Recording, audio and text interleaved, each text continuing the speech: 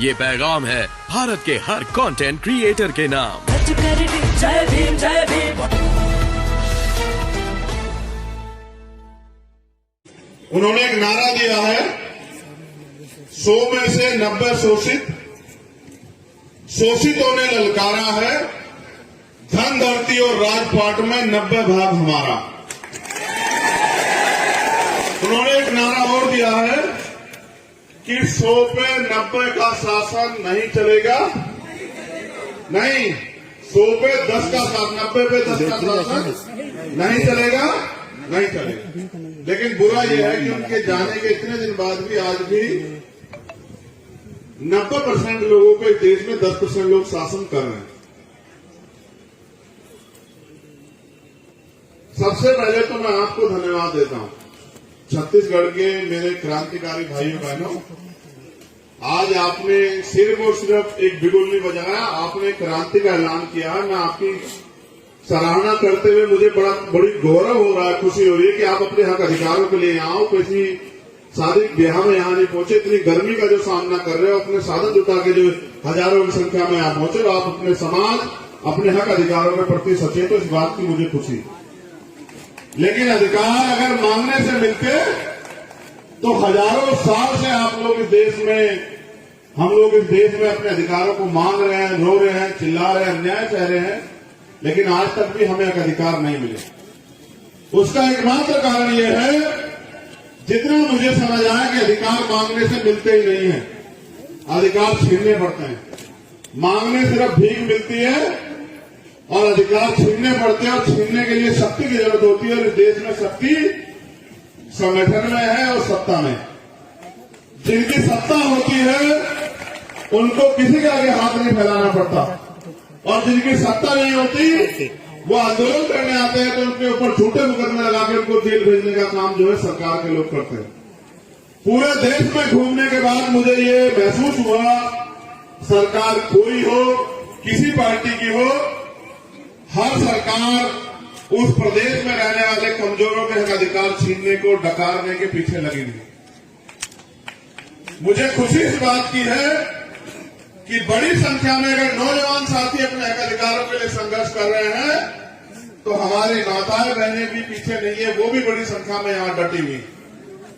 इस बात से स्पष्ट होता है कि यहां क्रांति जो है वो शहर में या पुरुष वर्ग तक सीमित नहीं है। यहां क्रांति महिलाओं, बच्चियों, बहनों, यानी कि घर के चूल्हे तक जो है यहां क्रांति है। इसलिए आने वाले समय में यहां परिवर्तन सुनिश्चित है, यहां परिवर्तन को कोई नहीं रोक सकता। साथियों, जिस मांग के लिए आप यहां खड़े हैं वो मांग मुझे लगता है कि 4 साल पहले ही सरकार को पूरी कर देनी चाहिए थी, जैसा कि उन्होंने वादा भी किया। लेकिन सरकार को ये लगता है कि ये लोग जो अपने महापुरुषों द्वारा दिए गए अधिकारों को भी नहीं समझ पाए, ये लोग आपका कुछ नहीं बिगाड़ पाएंगे। मेरी बात पे गौर करना। और आज अपने आगे एक सवाल आपके आगे छोड़ रहा हूं, इसको सुनना और समझना। भारत में संविधान से पहले भी राज होता था, वोट देने के अधिकार थे, उससे पहले राजतंत्र भी था, मुगल काल भी रहा, ब्रिटिश भी आए, उससे पहले भी हुन, शक, यमन, तमाम लोगों का राज रहा। उससे पहले हमारे पुरखों का, बुद्धिस्ट महापुरुषों का भी राज रहा। लेकिन उस समय युद्ध होते थे,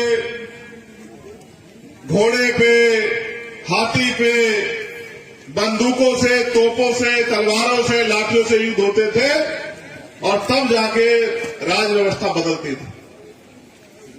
इस बात को समझते हुए बाबा साहब अम्बेडकर ने इस देश में जब लोकशाही के लिए प्रयास किया तो उनके मन में सपना था कि ये अधिकार जो हमारे लोगों को अभी तक नहीं मिले, जिनको मैं संविधान में तो लिखित कर रहा हूं, लेकिन ये मिलेंगे तभी जब हमारे लोग वोट की वैल्यू को समझ के और अपनी वोट का सही प्रयोग करके इस प्रदेश और देश में अपनी शासन सत्ता स्थापित करेंगे।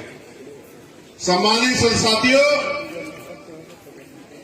इस देश, पूरी दुनिया के सबसे बड़े लोकतंत्र में सबसे बड़ा मजाक ये है कि जितने परसेंट वोट से सरकार बनती है उससे ज्यादा परसेंट लोग वोट डालने ही नहीं जाते। अगर आपको याद हो, छत्तीसगढ़ की जो सरकार बनी होगी, वोटिंग परसेंटेज 60, 62, 65% रहा होगा।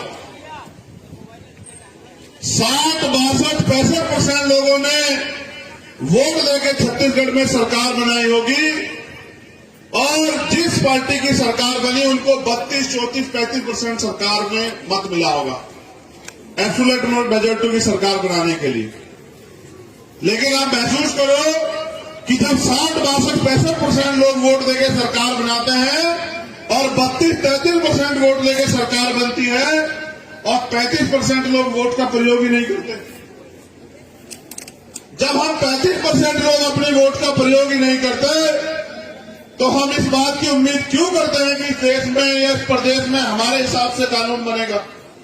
भाई जिनकी सरकार है उनके हिसाब से तो कानून बनेगा। अगर आप अपनी वोट का सही प्रयोग करोगे तो वोट भी आज के समय में हथियार से कम नहीं है। आप बड़े से बड़े राजा को सड़क छाप बना सकते हैं अगर वो आपकी बात ना माने। इतना बड़ा अधिकार, ना खून बहता ना गोली चलती। बस आप अपनी वोट की ताकत को सही अगर पहचान जाओ। और उसके लिए माननीय काशी राम साहब इस छत्तीसगढ़ की धरती पर बहुत घूमे। उससे पहले बाबा साहब अम्बेडकर पूरे भारत में विचरण करते रहे और अपने लोगों को समझाते रहे कि वोट की वैल्यू को समझो। अगर आज आप यहां से संकल्प कर लो मेरे साथ कि 2 महीने या 1 महीने या 15 दिन जो समय आप तय करो, इस समय के अंदर अगर प्रदेश के मुख्यमंत्री हमारी मांगों को नहीं मानते तो जैसे हम रोटी कपड़ा मकान के लिए सुबह उठ के अपने घर से निकल के रोजगार के लिए घर से निकल के काम करते हैं, हम इस निकम्मी सरकार को गिराने के लिए गांव जाके अपने लोगों को समझाने का काम करेंगे तो ये सरकार घुटनों में बैठ के आपके अधिकारों को देने का काम करेगी। अगर आप मेरी बात को मान लो, जितनी संख्या में आप अगर यहां पहुंचे हो, इतनी ही संख्या में अगर आप अपने हक अधिकारों के लिए जिस तरह आप धूम में बैठे हो, एक दिन भी अगर 1 दिन का 1 घंटा भी अगर अपने लोगों के लिए काम करो और गांव गांव में जाकर निकल के बताओ कि सरकार ने हमसे गद्दारी की है, इस सरकार ने हमें धोखा दिया है, इस सरकार ने हमें लूटने का काम किया है, ये सरकार हमारी सरकार नहीं है, ये सरकार हमारा नाम हमारी वोट को ठगने के लिए लेती है, तो मैं गारंटी से कहता हूं कि यही मुख्यमंत्री, आप ऐसी सभा बुला लेना, आपकी सभा में घुटनों के बल चल के आके आपके अधिकारों की बात करने से पहले आपको अधिकार देने का काम करेंगे। मेरा आपसे वादा, अगर आप अपनी ताकत को समझो। हुआ क्या है कि हमने 75 सालों में सिर्फ नारे लगाए और हम लोग नारे लगाते हैं और चैन से पढ़ के सो जाते हैं। जो लोग राज करना चाहते हैं या जो लोग गुलामी की बेड़ियां काटना चाहते हैं या जो लोग हक अधिकार चाहते हैं वो रात में चैन से पढ़ के नहीं सोते साथियों। आज छत्तीसगढ़ में क्या अत्याचार होता है, सरकार सबकी होती है, सरकार की जिम्मेदारी प्रदेश के हर नागरिक के प्रति होती है, फिर भी आप लोगों को रिपोर्ट लिखाने, गिरफ्तारी कराने के लिए धरना प्रदर्शन क्यों करना पड़ता है? आप सोचिए। उसका एकमात्र कारण यह है कि सरकार मुट्ठी भर लोगों की और सरकार मुट्ठी भर लोगों की है और मुट्ठी भर लोगों के लिए काम कर रही है, सिर्फ पूंजीपतियों की सरकार। इसी छत्तीसगढ़ में मेरे आदिवासी परिवार के लोगों के साथ जो अन्याय होता है वो भी हम लोग देख रहे हैं। कभी नक्सली के नाम पे, कभी उनकी जमीन लूटने के नाम पे, कभी उनके जो उत्पादन क्षेत्र है उनको कब्जाने के नाम पे तो उनके साथ जो अन्याय होता है वो भी इस प्रदेश में छिपा हुआ नहीं। लेकिन अभी हमारे वो परिवार भी वोट की ताकत को समझने के लिए तैयार नहीं हुआ। इस प्रदेश में 70-80% आबादी इस प्रदेश की वंचित वर्ग की है। मैं मुख्यमंत्री जी ने 27% पिछड़े वर्ग के भाइयों को आरक्षण दिया, इस बात के लिए उनका धन्यवाद करता हूं। उन्होंने 32% आरक्षण जो है आदिवासी भाइयों के लिए दिया, उन्हें एक और बार उनका धन्यवाद करता हूं। लेकिन अगर वो इस प्रदेश के अनुसूचित जाति के लोगों के अधिकारों के साथ खिलवाड़ करते हैं तो फिर मैं उनके सामने आंख से आंख मिला के उनको जवाब देने के लिए भी तैयार हूं। फिर इसमें कोई समझौता नहीं। 75 साल की आजादी में जो कुछ थोड़ा बहुत हमें अवसर मिला है उसके बदौलत आज हम अपना मंच लगाने लगे। आज हमारे पास स्पीकर हैं, आज हमारी महिला नेता है, पुरुष नेता है, अपने हक अधिकारों के लिए लड़ते हैं। आज हम लोग डॉक्टर, इंजीनियर, आईएएस, आईपीएस, वकील, जज बन के कहीं ना कहीं प्रदेश की सेवा, देश की सेवा और अपने समाज को, अपने लोगों को आगे बढ़ाने का प्रयास कर रहे हैं। जो प्रयास अवसर हमें हजारों साल तक जो हमारे बंद करके रखे गए, रोक के रखे गए, आज जब वो अवसर हमें मिला है तो ये निकम्मी सरकार उन अवसरों को खत्म कर देना चाहती है। इस प्रदेश के जो मुख्यमंत्री है, जो प्रदेश की सरकार, उनके राष्ट्र नेता दिल्ली में खड़े होकर लोकतंत्र की हत्या के बड़े बड़े दावे करते हैं और वो कहते हैं हम संविधान को बचाने के लिए काम कर रहे हैं। वहीं उनकी यहाँ की सरकार हमारे लोगों के अधिकारों को कुचलने का काम कर रही है, हमारे लोगों के अधिकारों को निगलने का काम कर रही है, लूटने का काम कर रही है।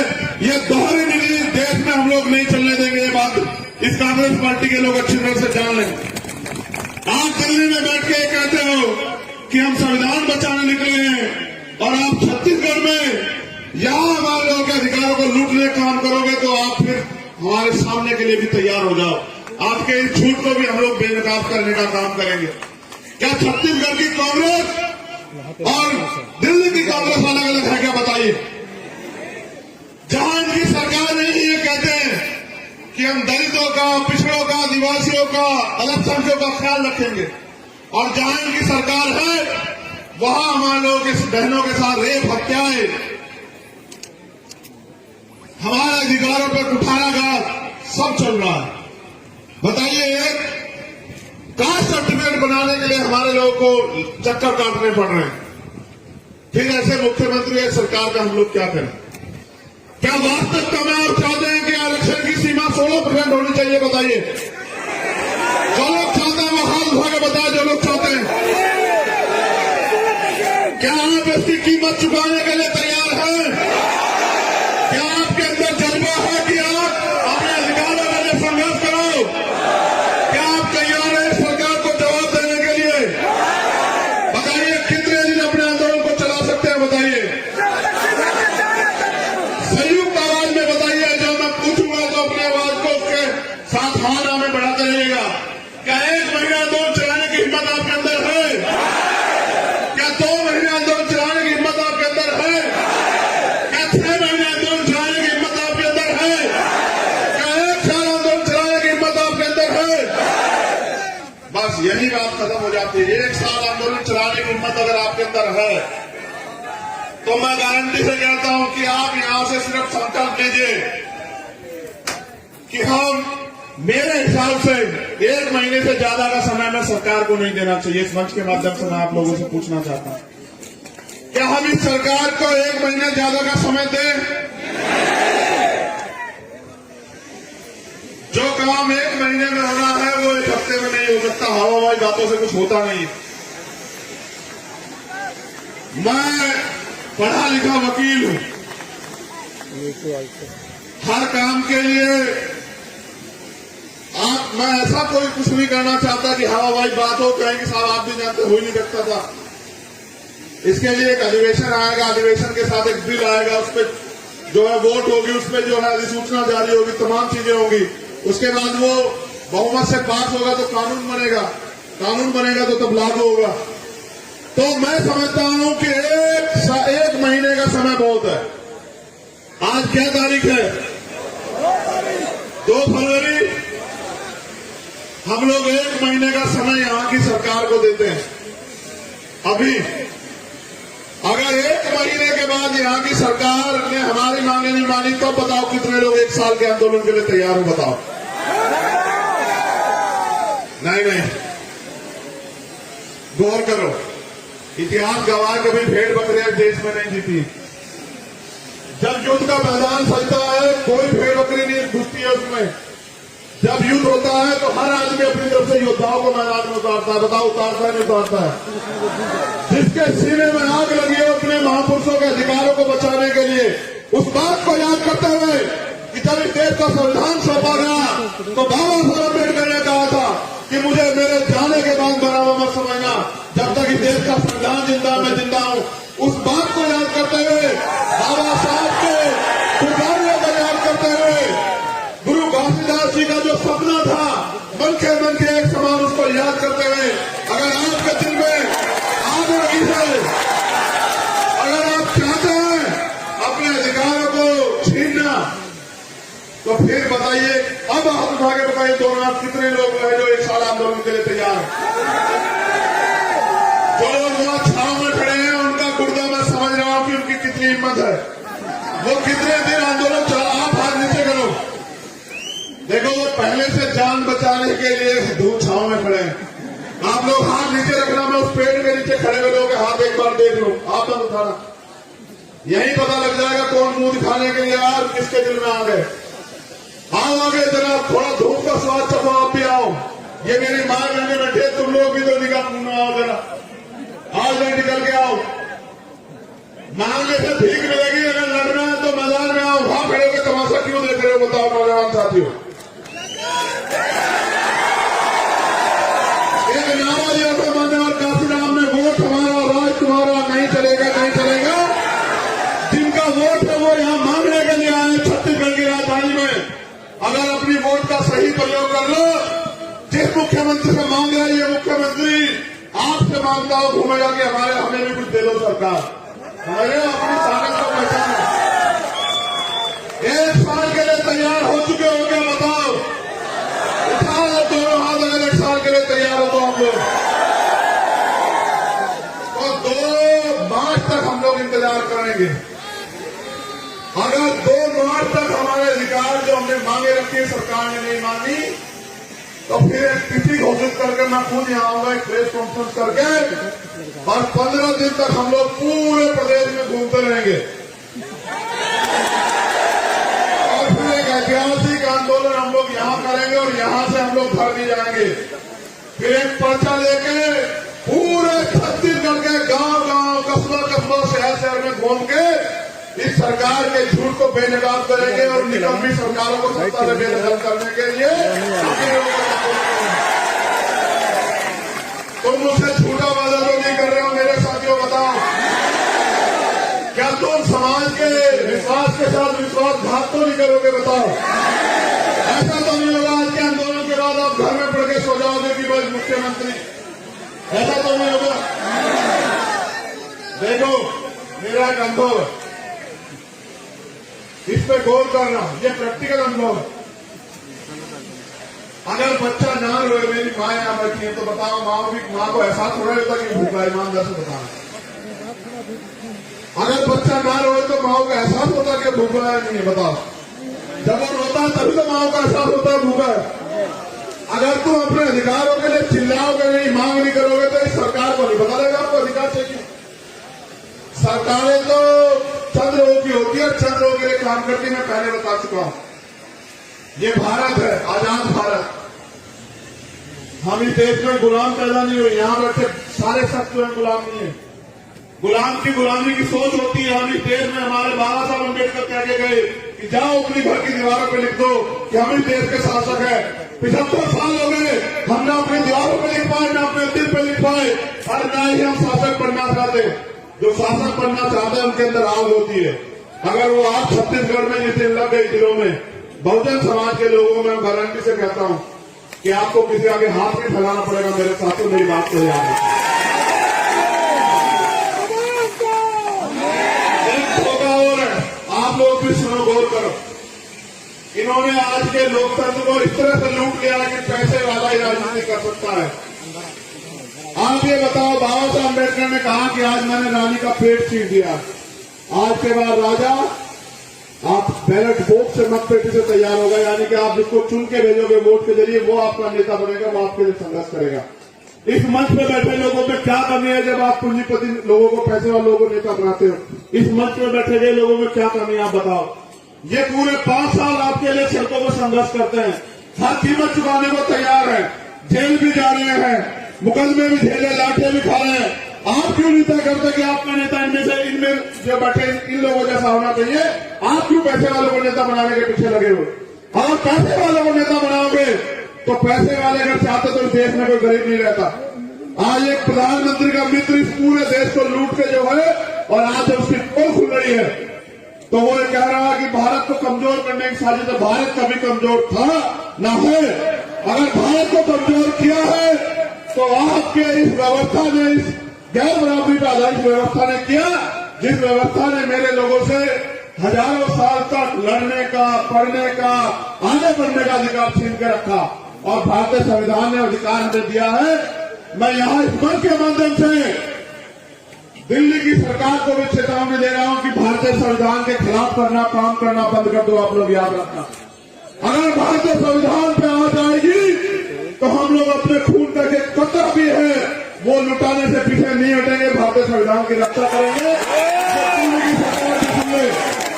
लेकिन क्या तारीख तय की है बताओ? इससे ज्यादा बात तो वीडियो भी होती। नहीं एक की आवाज इतनी है तुम्हारी। मुझे नहीं लगता कि ये आवाज मुख्यमंत्री तक पहुंच रही होगी, मुझे नहीं लगता है। जोर से लगाओ आवाज। हमारे आखिरी चेतावनी का क्या दिन है बताओ? छत्तीसगढ़ में क्रांति का क्या दिन है बताओ? तो सरकार याद रखे, इंटेलिजेंस के लोग बता देना कि 2 मार्च तक आपकी और 3 मार्च के बाद हमारी आर पार की लड़ाई लड़ेंगे सरकार के खिलाफ अगर हमारे अधिकार नहीं मिलेंगे। और अगर अधिकार दोगे तो जवान वाले तो भी आपका धन्यवाद जरूर करेंगे अगर आप हमारे अधिकार दोगे। राजनीतिक लड़ाई आपसे बाद में लड़ेंगे, आपका धन्यवाद देंगे अगर आप हमारे लोगों की मांग सुनोगे। लेकिन अगर नहीं सुनोगे तो इस बार फिर बड़े बड़े ताले और वो लगवा लेना बैरिकेडिंग। इस बार आमना सामना वही होगा। मुख्यमंत्री आवास में मेरा वादा है, मुख्यमंत्री जी आपसे कोई चूक नहीं। लेकिन सम्मानित साथियों याद रखो, एक दिन में कोई लड़ाई नहीं जीती जाती। इतिहास गवाह है, एक दिन में कोई लड़ाई नहीं जीती गई। क्या इतना ही बड़ा समाज आता है छत्तीसगढ़ में? ईमानदारी से बताना। तो यहां कौन लोग आए पता आपको? जो अपने महापुरुषों के लिए जिए, जिनके पेट में भले ही रोटी ना हो, जो भले ही यहां कड़ी धूप में बैठे लेकिन उनके दिल में अपने समाज, अपने महापुरुष, अपने अवसरों के प्रति आग लगी। और जिस दिन गरीब के बेटों को आप लोग विधानसभा में चुन के भेजोगे, मैं जिम्मेदारी से कहता हूं कि यह आपको किसी के आगे जो है सर झुकाने के लिए मजबूर नहीं होने देंगे, मेरा वादा। आप भी समझो, ये जो धन तंत्र पे राजनीति हो रही है, ये हमारे जो वास्तविक राजनीतिक उद्देश्य को कुचलने के लिए हो रही है। एक मंत्री जी है, मुझे बताया, यहाँ एक हमारी सम्मानित बहन बैठी है, कहते हैं वो कहते हैं कि जय भीम नहीं कहना। इस जय भीम ने तो हमें लड़ना सिखाया। बताओ सिखाया नहीं सिखाया? बताओ। अगर सतनाम का नारा हमें शांति और अहिंसा की अपील करके संघर्ष करने कहता है तो जय भीम का नारा हमें क्रांति के साथ संघर्ष करने की अपील करता है। और हम अपने अधिकारों के लिए हर कीमत, अरे सुनो मेरे समाज के लोगों, सुनो, अगर आपके घर में जानवर हो उसको भी समय पर चारा न मिले वो भी चिल्लाने लगेगा। इस 75 साल के लोकतंत्र में चिल्ला नहीं रहे हो। यहाँ मॉब लिंचिंग होती है, यहाँ नक्सल के नाम पे मारा जाता है, यहाँ जाति के नाम पे मारा जाता है, यहाँ अधिकार छीन लिए गए हैं। मैंने कहा आपके घर में अगर कुत्ता हो उसके आगे से उसकी प्लेट हटा के देखना खाने की, वो आपका जो पालतू कुत्ता वो लड़ पड़ेगा आपसे। लेकिन हमारे लोग देखो कितने पालतू बने हुए हैं कि लड़ नहीं रहे हैं। तुम्हें लगता है कोई मसीहा आके तुम्हारे अधिकार देगा? अगर मसीहा पैदा होते तो बाबा साहब अम्बेडकर तुमसे नहीं कहते, बुद्ध तुमसे नहीं कहते अपना दीपक सुर बनो। मैं भी आपके जैसा इंसान हूं। आप लोगों ने मुझे यहां लाके खड़ा किया, मेरे पीछे बहुत बड़ा कोई सपोर्ट नहीं है। मेरी ताकत आप लोग हो छत्तीसगढ़ में, आप लोग ताकतवर हो। आप चाहो तो मिट्टी के आदमी को इतना ताकतवर बना दो कि वो प्रदेश की सील करा दो और आप चाहो तो एक बहुत ताकतवर आदमी को इतना कमजोर कर दो कि वो अपने अधिकारों के लिए सड़क पे घूमता फिरे। आप अपनी ताकत को समझो, सम्मानित लोगों, आप अपनी ताकत को नहीं समझते, इसका खामियाजा पूरे समाज को भुगतना पड़ रहा है। सोचो, अगर आपने पहले से ही फैसले लिए होते और आपका प्रतिनिधित्व यहाँ होता या आपकी सरकार यहाँ होती तो जो हजारों बहनों की इज्जतों पे हमला हुआ, जो हजारों को मारा गया, क्या उनकी जान नहीं बच जाती? ये सवाल करा खुद से कि अगर हम लोग पूरी जिम्मेदारी से अपना काम कर रहे होते, बाबा साहब अम्बेडकर ने कहा पॉलिटिक्स द मास्टर की, कहा नहीं कहा, मैंने कहा, बाबा साहब ने कहा, बताओ कि राजनीतिक सत्ता वो चाबी है जो आपकी सारी समस्या हल कर देगी। सोचो आपकी सरकार होती है, आप 16% मांग रहे होते क्या? उसे भी छोड़ो। बाबा साहब ने कहा राजनीति में हिस्सेदारी न करने का सबसे बड़ा नुकसान यह है कि अयोग्य लोग आपके ऊपर शासन करते हैं। आप बताओ, आप पढ़े लिखे सड़क पे घूम रहे हो 2000, 4000, 10,000 का रोजगार मांगते हुए, और यहां बैठ के जहां रोजगार दे जाते वहां क्यों नहीं आना चाहते भाई? जिस दिन मेरी समझ में बात आई उस दिन से मैं घर छोड़ के निकला वहां, और मुझे उम्मीद है कि अपने जाने से पहले मैं लाखों लोग ऐसे तैयार करके जाऊंगा जो चाहे रोटी उनको मिले ना मिले, लेकिन राज व्यवस्था हड़पने के लिए वो लोग दिन रात सोचते रहेंगे और काम करते रहेंगे। इतना मेरा लक्ष्य है। और एक प्रयास है कि बाबा साहब अम्बेडकर और माननीय काशीराम साहब के, गुरु घासीदास के जो अधूरे सपने हैं कि यहाँ जानवरों को भी सम्मान मिलता है, इंसानों को नहीं मिलता, उन पे भी हम लोग खड़े उतर पाए। अब हम लोग यहाँ की जो हमारी लीडरशिप है उनके नेतृत्व में जो उन्होंने तय किया है, मार्च का है, जैसे भी अनुशासित तरीके से हम लोग